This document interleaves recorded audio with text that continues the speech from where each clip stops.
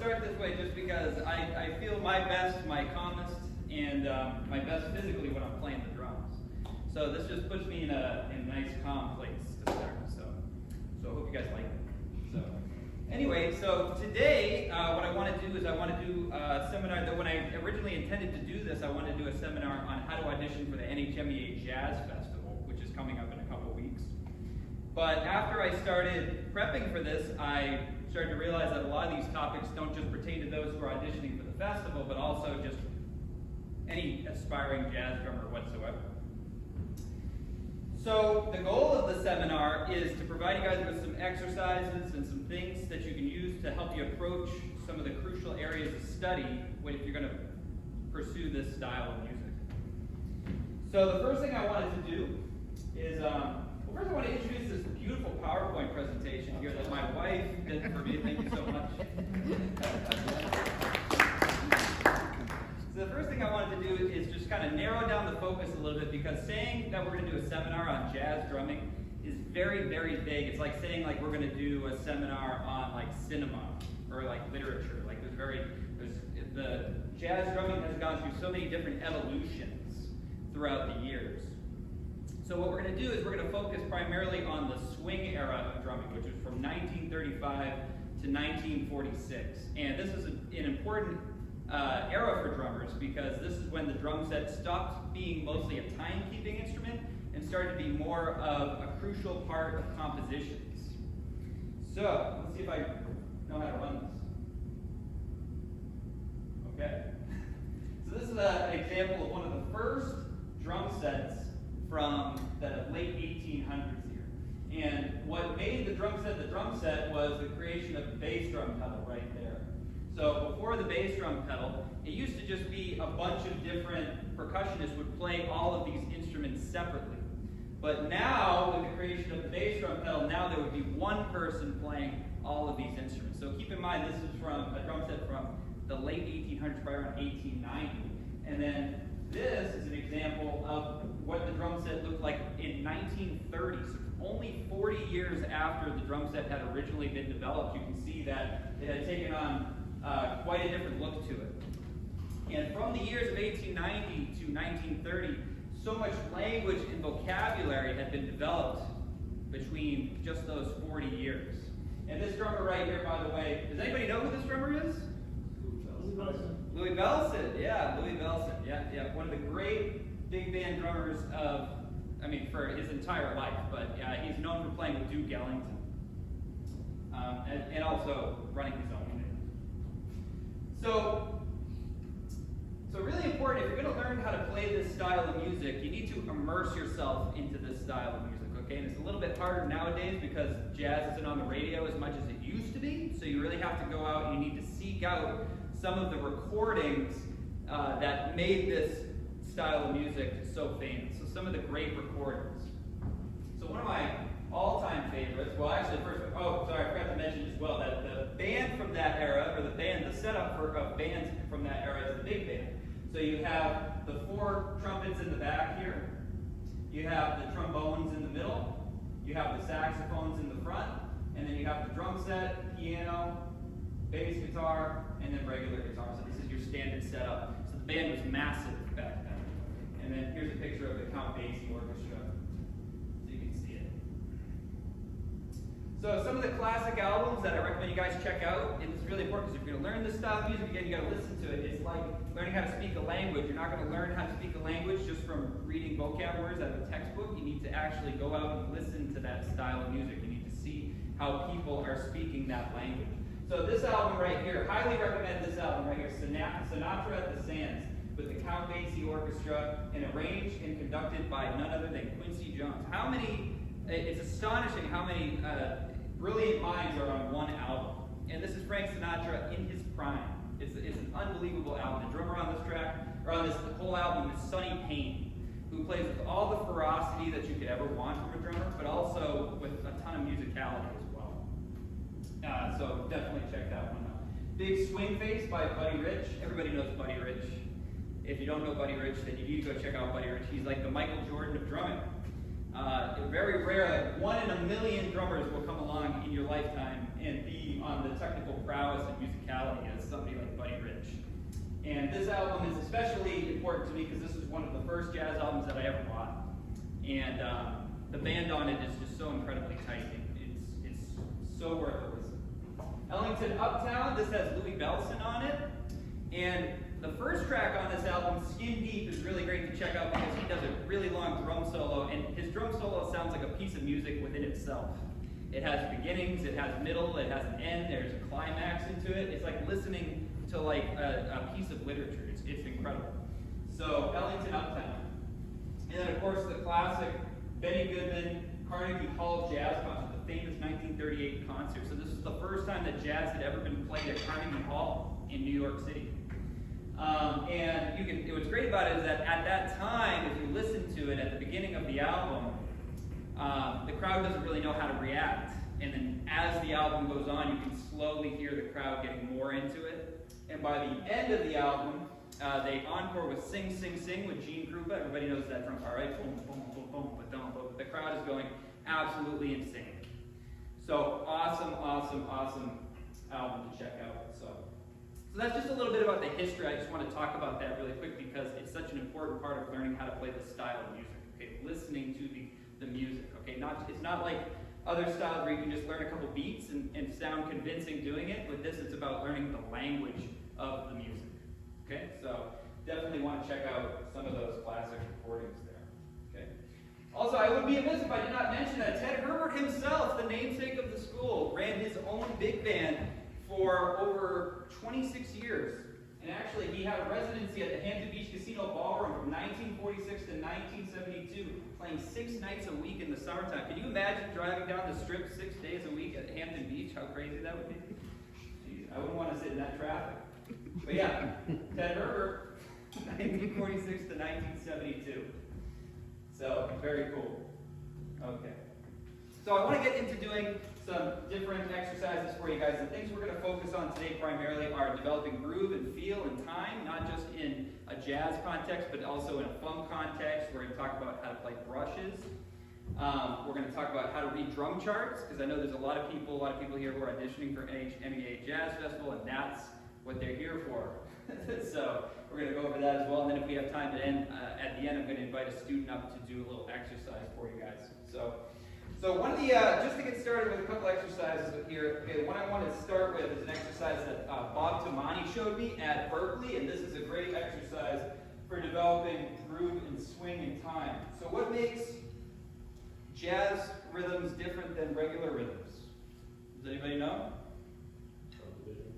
Subdivision? What about the subdivision? Like the swing subdivision, like the triplet subdivision, I guess. Yeah, exactly. Yeah. So like the rhythms have, instead of it being more straight, like bop bop bop bop bop bop bop bop, it has a da da da da da da da da da da, and that's a general characteristic of playing in that time here. So here's a cool exercise you can do to develop that. What you do is you play a single stroke roll. So right left right left right left right left, and then you gradually move the left hand farther away from the right hand, and you steepen the swing. So this is what it sounds like.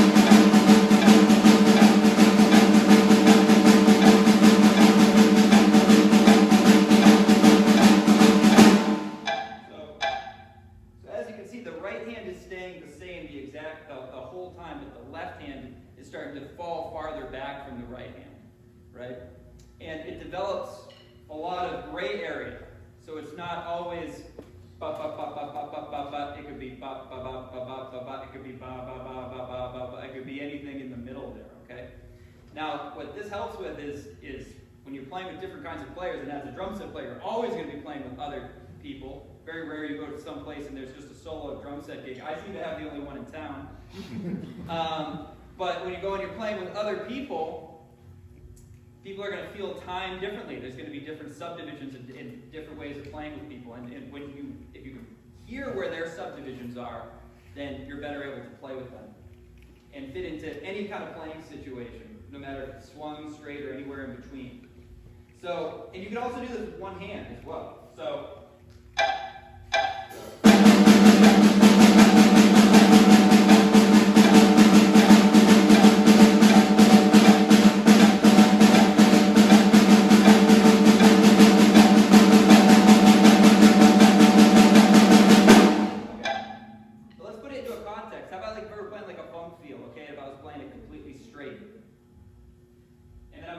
start to swing it.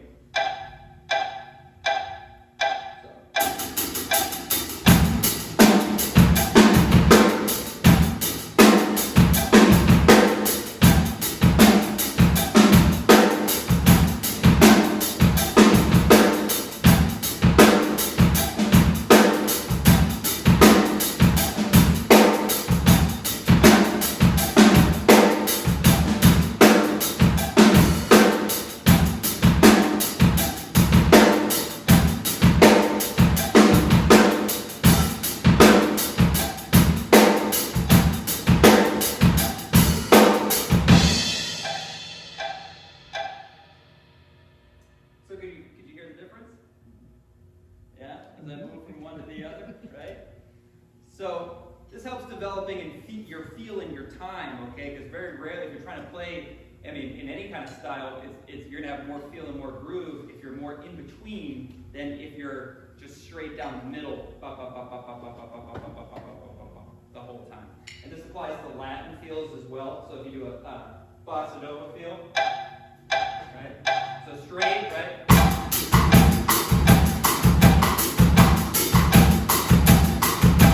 And then slightly swung.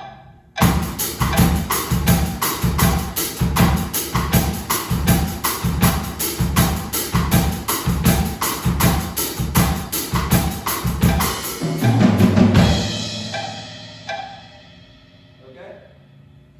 So if you're doing your part of your audition there, where you're doing your styles part of the audition, and you have to demonstrate a funk feel and a Latin feel, it's good to have these kinds of things in mind, so that way you can choose what you want, right? You're always choosing what you want to do, and that's it's such a big part of playing the drums, is being in control of your subdivision and being in control of your time, and not just playing something because you can't help yourself, but because you choose to play it that way, okay? So this just gives you more flexibility and more options, and things that you can do. All right? So now let's get into playing jazz style and jazz feel. Okay, so and the mechanics behind that, okay, so that one, I'm going to show you guys two important mechanics for playing this time feel. Now the ride cymbal is the #1 priority when playing this style of music, okay, is having a good sound on the ride cymbal. Okay, that's everything. And I used to just practice just the ride cymbal. You could just bring the ride cymbal into the practice room and just play that, and play along to the recording. So the two mechanics you want to pay attention to here is an open glued grip, okay, where your hand is open. And I've taught some of you guys this in lessons before, but where your hand is completely open and your fingers are resting comfortably on the stick, but you've got this wide open space back here. Because at the top of the ride cymbal, you have a ton of rebound, and you can use that.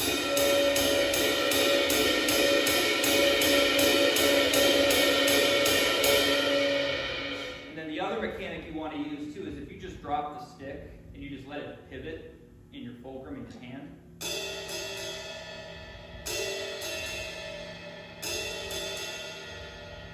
It does the jazz beat by itself without you doing anything. I'm just dropping it one time. I'm not playing them, I'm just playing the first note. One.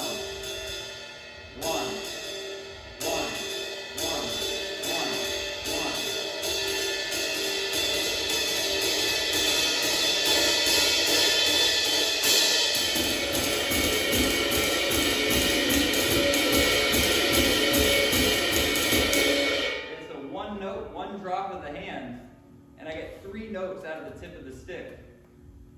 That's awesome. Because I don't got to do all that. Right? I don't got to play all of those 3 notes. I can just play the first note, right? One.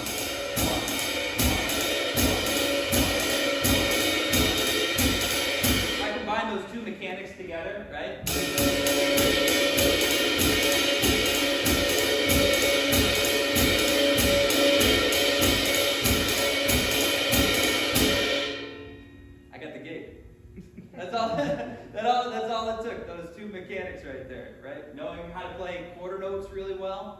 ding, ding, ding, ding, and knowing how to do those skip notes really well. Ding-a-ding, ding-a-ding, ding-a-ding, okay? And then playing the hi-hat as well, okay? So playing from the hip. So the hip right to the ball of the foot. Get a big sound out of the hi-hat. So that's like your lock. I had a teacher in high school, David Bresnan, who used to say it's like playing that way is like taking one of those big, giant, industrial-sized locks and just being like, right? So it's got that type of lock to it. So you combine that on 2 and 4 with the cymbal pattern.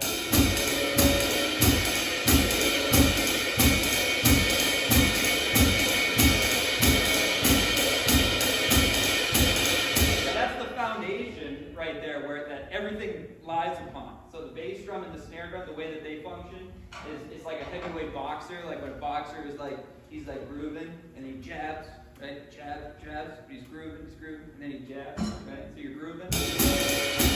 Jab.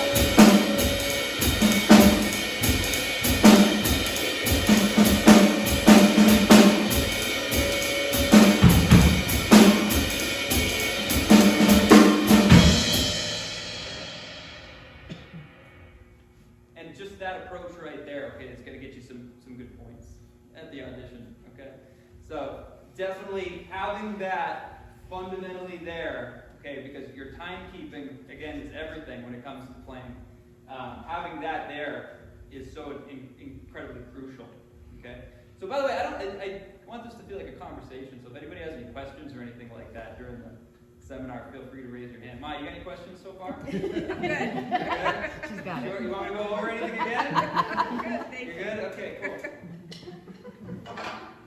My mom has listened to like You bring me back- 23 years of drumming. Yeah, she's back when you were 8 years old banging on the back of my car seat. I think she does this material better than I do at this point. So.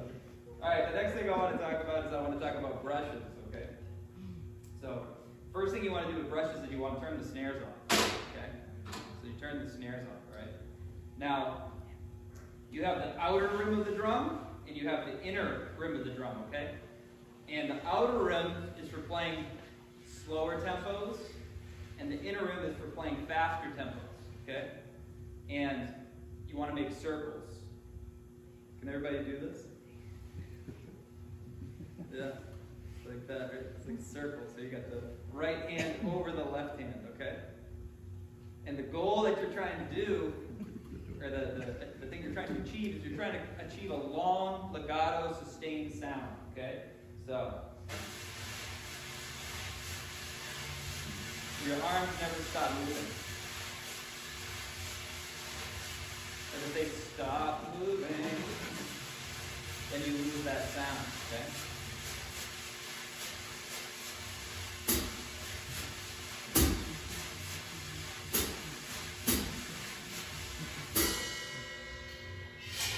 Okay, now, the key to doing it is that you want it to be a lateral movement, right? So it's not like sticks. When you play with sticks, everything is up and down. But when you play with brushes, everything is more side to side. So you want to approach the drum this way instead of approaching it this way, okay? So you could play like a jazz beat, right? It sounds better if you go like, we're kind of coming from the side, right?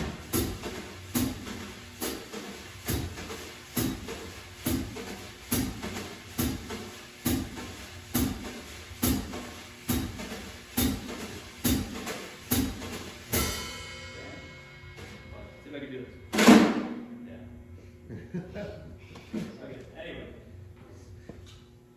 Now you can also do, so those are inside circles, you can also do outside circles as well if you like to do that as well. I like to do the inside circles, it's just a better movement for me, I just feel better doing it, okay? But if your wrist moves this way, then if you're playing with brushes because you want it to be lateral, you're going to put your hand to the side and you're going to move it this way. So that way you're coming at it from the side instead of coming at it up and down. Okay? Alright, cool. So here's what I'm going to do. I'm going to play a little bit to a ballad. I'm not going to play the whole thing, but I'm going to play some of it. Just to show you guys a little bit of brush playing.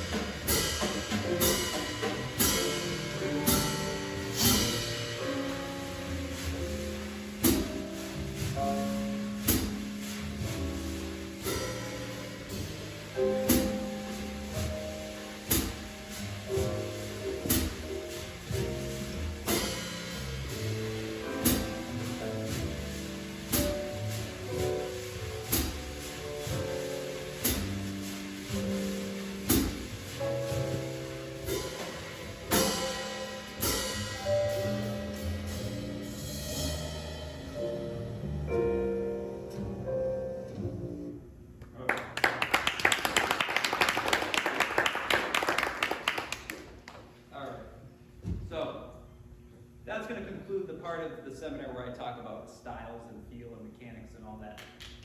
Well, thank you, Nolan.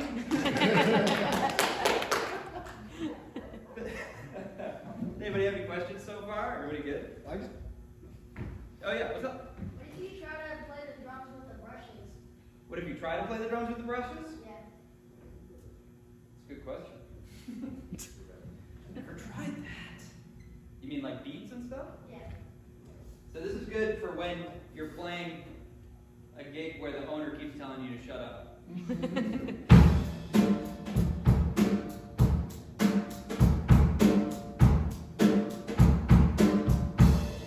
then even then he'll come back and he'll say, quiet. You go, okay. Sounds like the end of the song. Until eventually it's, Wait. yeah, right, it kind of like fades down a little bit, yeah. Until eventually it gets so quiet where you're just doing this. Perfect. But the check still clears in the morning. So it's all good. Anybody else? I just noticed there's no bass drums during that. No, there's very little bass drum. Yeah, very little bass drum. And actually, well, you know that I'm glad you said that because there was a part of the bass drum that I wanted to talk about. So feathering.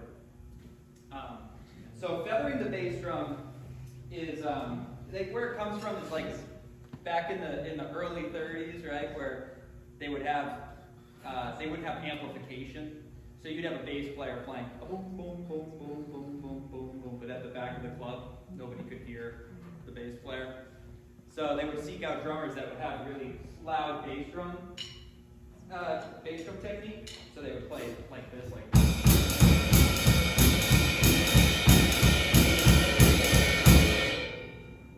But then once they developed the amplification for the bass, they didn't really need that anymore.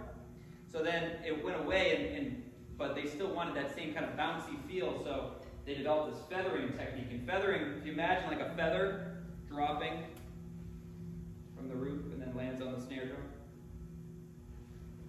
it'd be very light. So the way you want to play it, you're actually going to bring your toe like right underneath the axle of the drum. And that takes a lot of practice to be able to play it that quiet. Most drummers, we're used to that John Bonham foot, right? So if you just do the feather, right?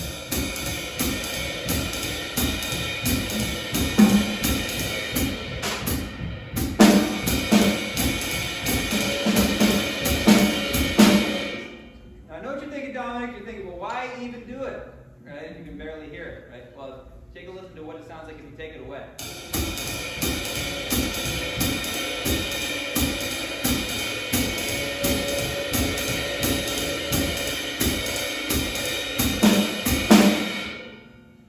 You don't really hear it, but you certainly feel it. Mm-hmm. And if it's not there, it loses that kind of bouncy kind of thing. It's like imagine like in a dance band, like a more contemporary dance band situation, if you were playing a beat like this, like disco beat kind of thing. That bass drum right there, that's what's grooving the whole thing. Boom, boom, boom, boom. So if it's not there, you miss it. Okay, so that's the function of it in a jazz context, okay, that feathering thing. So you can't play it quiet enough. All right? And I judged Jazz All-State for many years, and the one thing the glaring thing that a lot of kids do that try to get them not to do is they overplay the bass drum, and they'll play like.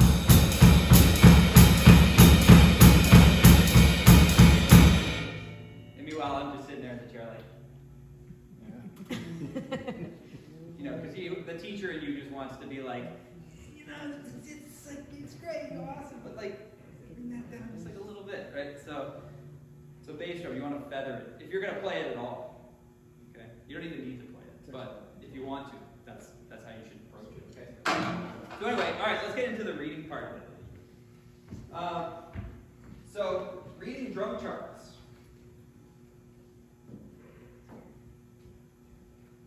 So the two things I want to go over first is the different kinds of figures that you're going to see when you're reading a drum chart, okay? So you have these types of figures here, which are section figures. So these are the figures where individual parts of the band are going to play those rhythms, okay, those rhythm hits. So these lines underneath right here, they're there to let you know that you're playing time. So you're keeping your ride cymbal going, and you're hitting these figures with your snare hand while you're keeping time with your right hand on the cymbal here, okay? And then these figures right here, these are ensemble figures. And ensemble figures are when the entire band is playing those figures. Okay, so trumpet, saxophones, trombones, and all that. So when you see these figures here, you're not going to be keeping time anymore. You're going to take your right hand off the ride cymbal, and you're going to play big, because the entire ensemble is doing it. These are more subtle type of rhythmic figures that you're going to hit, okay? And these are most of the types of things you're going to see when you're sight reading a drum chart, okay? Now, these are most of the rhythms that you're going to see as well, okay? Now, these are not all the rhythms you're going to see. They'll throw some tricky ones at you every now and then, but like 90% of the rhythms you're going to see when reading a drum chart are dotted quarter notes, eighth note triplets, single eighth notes, 2 eighth notes together, and 4 eighth notes together. So this is what you're going to see most of the time. So you want to get very, very familiar with these rhythms. You want to know how to count them, you want to know how to sing them, and you want to know how to play them when you see them. All right? So it's like that 80-20 rule, right? Like 20% is going to lead to 80% of your success, right? The 20% that you learn is going to lead to 80% of your success. This is the 20%. All right? So let's see an example. Okay. Oh, actually, I forgot to mention the singing part of it. Hold on. Because everybody loves to sing. So these are notes of different length and duration.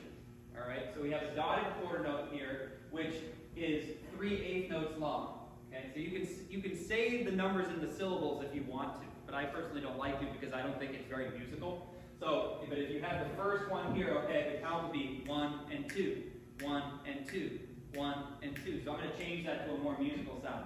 So instead of 1 and 2, I'm going to go da, da, da, da. And then if I have a quarter note here, which we typically count 1, 2, 1, 2, I'm going to count da, da, da, da, da, da. And then if I have eighth note triplets here, which we typically count 1 triplet, 2 triplet, 3 triplet, 4 triplet, I'm going to count da ba da da ba da da ba da da ba da da ba da da ba da da ba da da. Okay?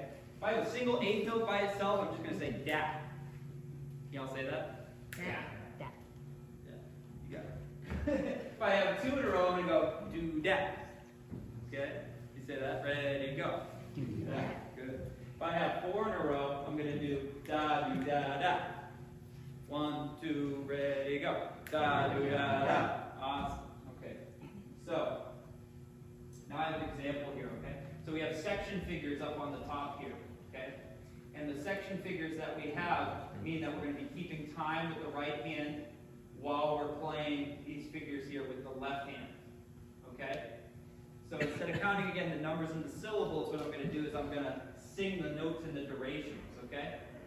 So I go 1, 2, do da, da, da, do da, da, da, da, do da, do da, do da, do da, da. So what that does is it gives you more of a sound in your head of what it's supposed to sound like. If you're just counting like numbers and syllables like 1, 2, and 3, 4, 2 and 3, and 1, and 4, and 1, and 2, and 3, and 4, and it sounds really stiff.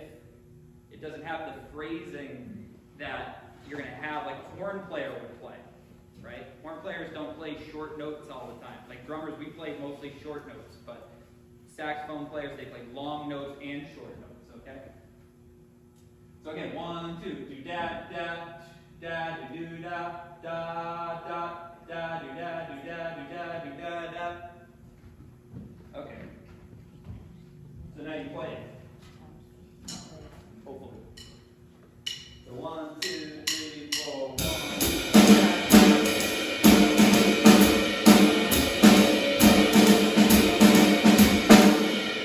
Okay. Now how do you develop that independence, right? Where your right hand's playing something and your left hand's doing it at the same time? Does anybody know? The syncopation book. The syncopation book, yes, the syncopation book, right? Holy Bible of jazz. Yes, exactly. The Bible of jazz drumming, the syncopation book, right? This is why I always try to have students do exercises out of the syncopation book, because this is how you develop that independence, okay? Now, can you get away with it if you don't have that level of independence? Of course you can. You just play unisons, right? And this is what I would do if I was unsure of a certain figure and I was trying to get through it, right? I would play unisons. 1, 2.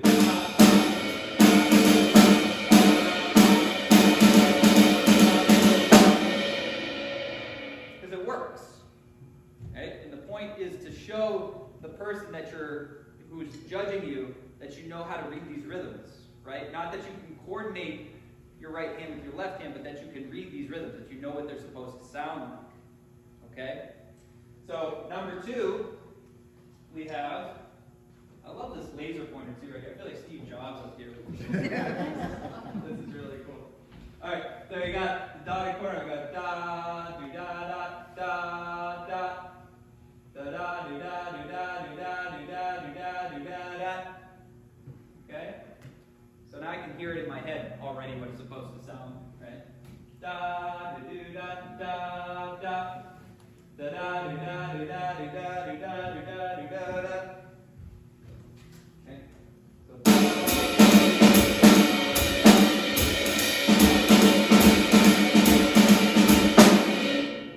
Okay, number. Thank you, Jolan. Jolan wants those blondies after the summer. That's why he's clapping so much. He's hoping if he claps enough that I'll just give him the whole shred. Okay, next one we got here, we got dotted quarter note, we got 8 notes tied to a quarter note, we got a quarter note, we got 8 notes, we got 8 note, we got 8 note triplet, da da, the old da da, da do da da, quarter note, da do da. Okay? So it sounds like this.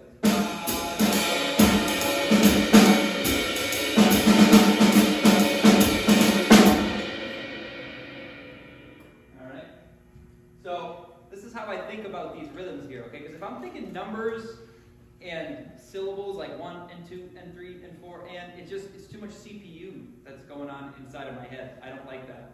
It's too much to remember. And then if like you're playing and you're like, mile beat 3 or beat 4? Is this in 4/4? Is this in 5/4? Are we in 6/8? Right? All these different numbers and things like that, they just start to get confusing, and I don't want to think about all that stuff. I like to make it as easy as possible. So all you got to memorize is just these rhythms right here. These 6 rhythms. Okay?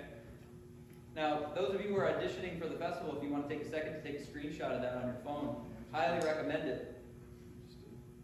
Because this is the grail right here. I'll get out of it. Unless you want me in the picture.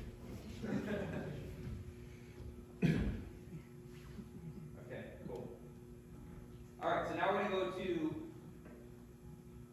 ensemble figures here, okay? So ensemble figures are again when the whole band are playing these rhythms, okay? So now when you see things like this, it gives you opportunities to do what's called setups. And setups are when you're going to do like little fills and figures there to set up particular patterns here, okay? So if I'm looking at this one right here, I got a half note on beat 1, and then I have this big, giant hole that's just begging for me to play a drum fill in, right here. It's saying, play me, Jeff, play me. And then I have a big, an 8 note rest on beat 1 right there. So I'm going to drop a bomb right there. I'm going to do a bass drum on beat 1 to set up that 8 note figure, okay? And I got 2 bars at a time. So I'm going to play ding, ding, a ding, ding, a ding, ding, a ding, ding. And then the pattern here, da, da, da, da, da, da. So that's how you sing it. Da, da, da, da, da, da. I'm going to add a fill right there. Da, da, da, da, da, da, da, da. So put a little da, da, da in there. Now, the long notes, you're going to hit with a cymbal.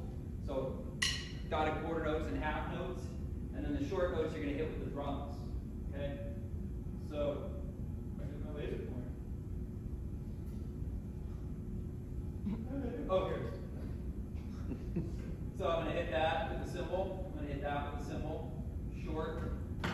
Drop a bomb there. Cymbal. Short, short.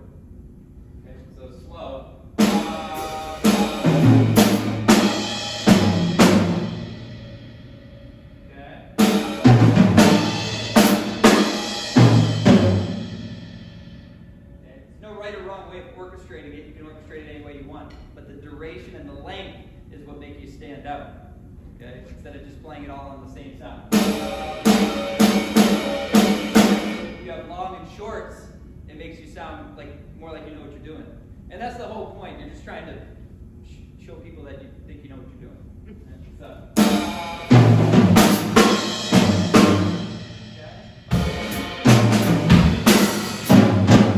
We're now going to do the 2 bars at a time.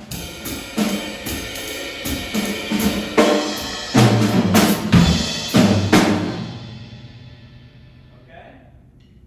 Now, in the second example here, we have 2 bars at a time, and then we have quarter note, we have 2 bars of what could be time here, or a setup, a hit on the end of 4, a hit on the end of 1, 3, and then the end of 4. So ba, ba, ba, ba, ba. So we got short, long, long, long, long. Okay?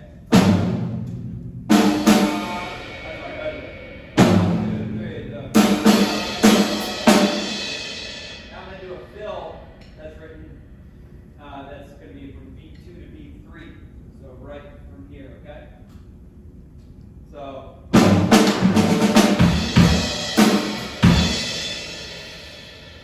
fills don't have to be anything fancy, triplets. Eights. Right, okay.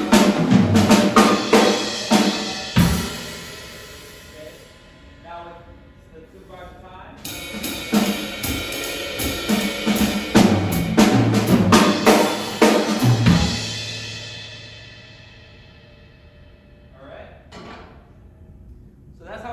Reading drum charts. And I've been on gigs before where you're just you set up your drums and you've never played with the band before, and they just put a music stand in front of you, and it's just a big binder. And it's just drum chart after drum chart after drum chart. And the guy, the leader will just call out numbers. They'll just say like 72, and you can see everybody in the band just like, whoa, 72, right? And you get there, meanwhile, you gotta count it off, 1, 2, right? You're like, I'm not even at 72 yet. I don't even know what's at 72, right? What could be at 72? And then you get to 72, and you have like 10 seconds to, not even 5, 10 seconds to look at it, and then you're going, right? You're going right off the bat. So, and I've tried different methods before, counting, using numbers, syllables, all kinds of different things. And this system right here of counting, of singing, and singing the notes in the duration, this has worked the best for me. This has been the most, the method that has been the most successful for me in these different kinds of playing situations. So again, this is just my opinion on what works best. There's many different pedagogies and ways of going about reading, but this is what worked for me, and it's what worked for a lot of my students too. So yeah. By the way, this is from a book entitled Studio and Big Band Drumming by Steve Houghton. Okay, I think all my students have that book by now, right? You guys have that book by now? I have a book. You have that book, right? Do you have that book right now? You've never told me about that book before. That's a bunch of BS right there. All right. So because he doesn't have the book, I'm going to put Andrew on the spot here. Andrew, I want you to come up on stage for me.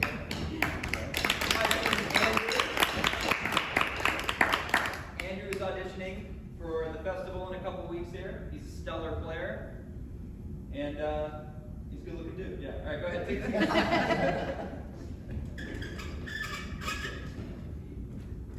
Okay.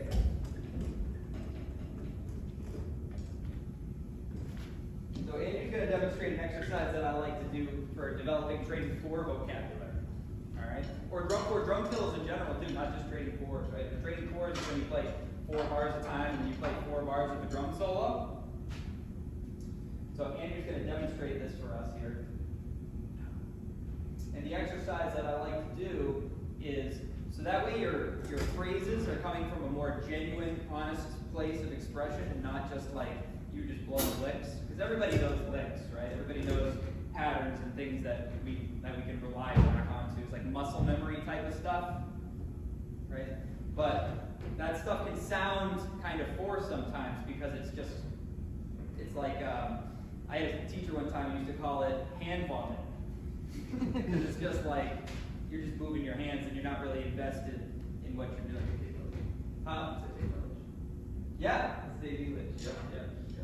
So this exercise that I'm gonna have Andrew do, okay, is what he's gonna do is he's gonna think of a phrase, then he's gonna sing the phrase out loud, and then he's gonna play the phrase exactly the way he sang it. Okay? And he's only gonna use the snare drum to start. So go ahead, hit the snare drum. What pitch is that? It's B flat. What are you talking about? Yeah, it's down. Yeah, okay. So is that, is it wrong? Yeah, so, okay, so he's got it down. Okay, so go ahead, think of a phrase for him, okay? And when you're ready, go ahead and sing.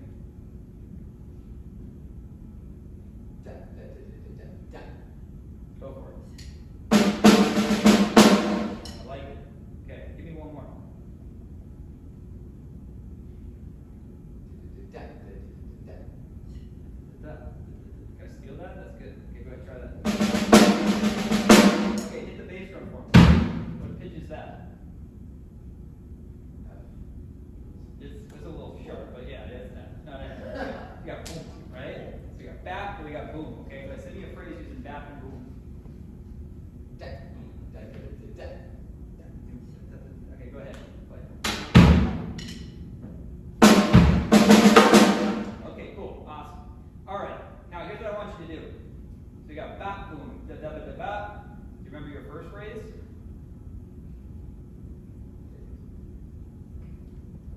Oh my. It's okay, I don't need it. All right, let me do one then. All right, no. Oh, wait, it's coming back. You got it? Can you sing that though? Sing it first. Da. Go ahead and play your thing. Okay, what's the first phrase? The one you played right before that? Ba, da da da da da. Yeah, da. Go ahead, play it. What's the second phrase you played? Okay, cool. Play the first phrase twice, play the second phrase once, and then play the first phrase again.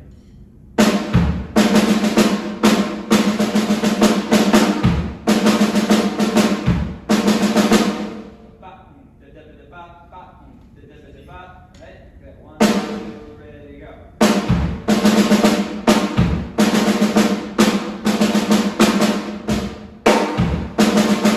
You know how hard this exercise is? Right? It's so hard to do because you have to be invested, right? You have to be present in the game, right? You're not just letting your hands go. But try it again.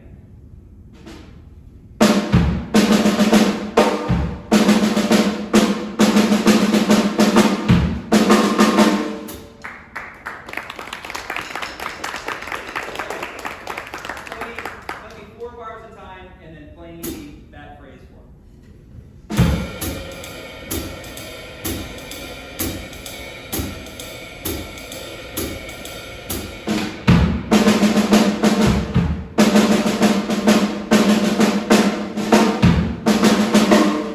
Love it. Okay. Orchestrate it around the drums. Play the phrase first. Yeah.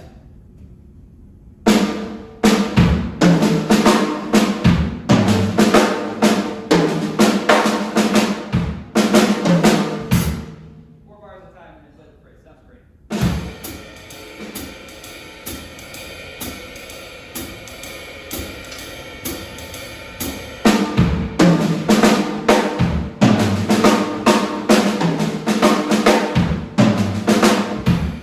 Let's give it up.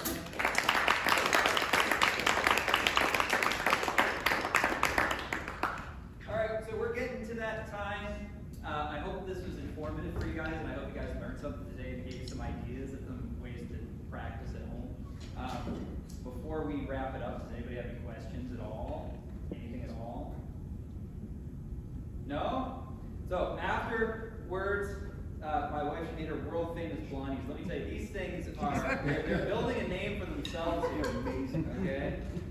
My students know, they've been coming to the student recitals, they come to the seminars now. I'm thinking they're coming for the blondies.